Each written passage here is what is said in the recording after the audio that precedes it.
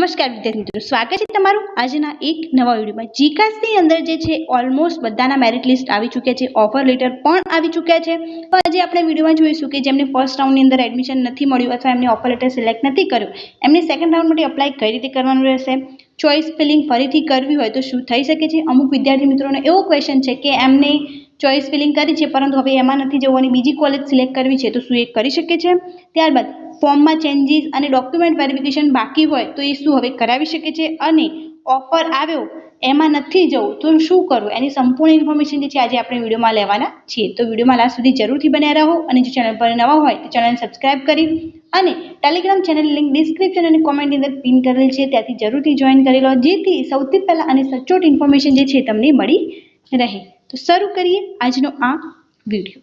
તો તમે એ જોઈ શકો છો કે પ્રવેશ પ્રક્રિયા 2025-26 માટેનું દ્વિતીય તબક્કાનું શેડ્યુલ જે છે આવી ચૂક્યું છે અને આનું ક્વિક રજિસ્ટ્રેશન જે છે એ અમુક વિદ્યાર્થી મિત્રોએ કમ્પ્લીટ કરી દીધું હશે। જે વિદ્યાર્થી મિત્રોને આખું ફોર્મ ફરીથી ફિલ કરવાનું છે, જેમને ફર્સ્ટ રાઉન્ડની અંદર અપ્લાય જ નથી કર્યું, એમને ક્વિક રજિસ્ટ્રેશન અને બાકીની બધી જ પ્રોસેસ જે છે ફરીથી કરવાની રહેશે। એમને 300 રૂપિયા ફી પણ પે કરવાની રહે છે, પરંતુ જેમને ઓલરેડી અપ્લાય કરી દીધું છે એમને કોઈ જ પ્રોસેસ કરવાની રહેતી નથી। એ ઓટોમેટિક જે છે સેકન્ડ રાઉન્ડ માટે એલિજિબલ થઈ જશે અને એમનું ફોર્મ જે છે સેકન્ડ રાઉન્ડમાં જઈ જશે।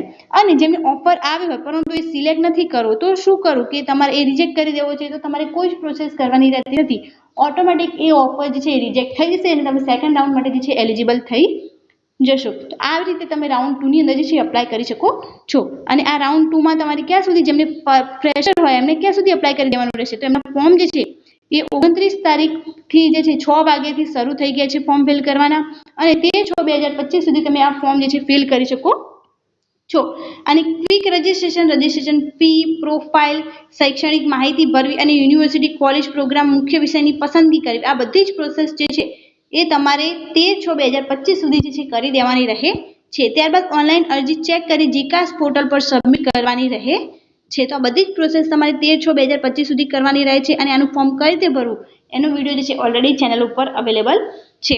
ત્યારબાદ જે ચોઇસ ફિલિંગનો ક્વેશ્ચન હતો તો હા એ કરી શકો છો, તમે એ જોઈ શકો છો, તમે 13/6/2026 થી લઈને 15/6/2026 ની વચ્ચે તમારી ચોઇસ ફિલિંગ જે છે ચેન્જ કરી શકો છો, પરંતુ આની અંદર તમે બીજા રાઉન્ડમાં પ્રવેશ નહીં મળે, આને તમારે 5મા રાઉન્ડની અંદરથી તમને ધ્યાનમાં લેવામાં આવશે। જો તમે ચોઇસ ફિલિંગની અંદર ચેન્જીસ કરશો અથવા કોઈ પણ ડોક્યુમેન્ટ અથવા કોઈ પણ ચેન્જીસ કરશો તો તમને સેકન્ડ રાઉન્ડમાં નહીં અપ્લાય કરવામાં આવે, તમે ડાયરેક્ટ 5મા રાઉન્ડ માટે એલિજિબલ થઈ જશો, કેમ કે તમે અંદર ચેન્જીસ કર્યા છે। અને જો તમે ચેન્જીસ નહીં કરો એમને એમ તમારું ફોર્મ રહેશે તો તમે સેકન્ડ રાઉન્ડ માટે જ એલિજિબલ થઈ જશો।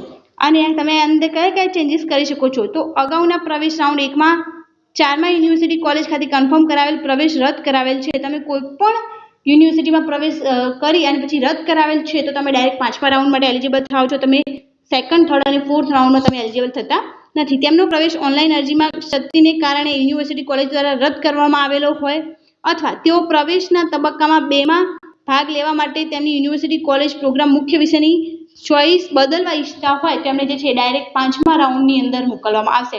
જે પણ સીટ ત્યાં બાકી હશે એમાં એમને જે છે એ મોકો આપવામાં આવશે। અને ત્યારબાદ જોઈએ કે ફોર્મમાં ચેન્જીસ એ ડોક્યુમેન્ટ વેરિફિકેશન એ બધું વાત થઈ ગઈ છે કે તમારે ક્યાં સુધી કરાવવાનું રહેશે। ત્યારબાદ જે છે કે ઓફર આવ્યો એમાં નથી જવું તો શું કરવાનું, એમાં કઈ જ પ્રોસેસ જે છે તમારે કરવાની રહેતી નથી, તમે આપોઆપ જે છે એ સેકન્ડ રાઉન્ડ માટે જે છે એ એલિજિબલ થઈ જશો। અને જો તમારે કરવું હોય તો તમારે ત્યાં કન્ફર્મ ઓફર એવો ઓપ્શન હશે, ત્યાં ટચ કરશો એટલે ત્યાંથી એક OTP આવશે જે સબમિટ કરી અને ત્યારબાદ જે છે તમારે ડાઉનલોડ કરી ઓફર લેટર અને કોલેજમાં જઈ ડોક્યુમેન્ટ, ફીસ અને આ ઓફર લેટર સબમિટ કરાવવાનો રહે છે। તો આ ઇન્ફોર્મેશનની અંદર આપણે બધી જ ચર્ચા કરી દીધી છે કે તમારે ચેન્જીસ કરવા હોય તો તમે કઈ રીતે કરી શકો છો। તો આ બધી જ ઇન્ફોર્મેશન જે છે એ તમામ વિદ્યાર્થીઓને શેર કરો જેથી જેમને આ ક્વેશ્ચન હોય એમને તમામ ઇન્ફોર્મેશન જે છે મળી રહે।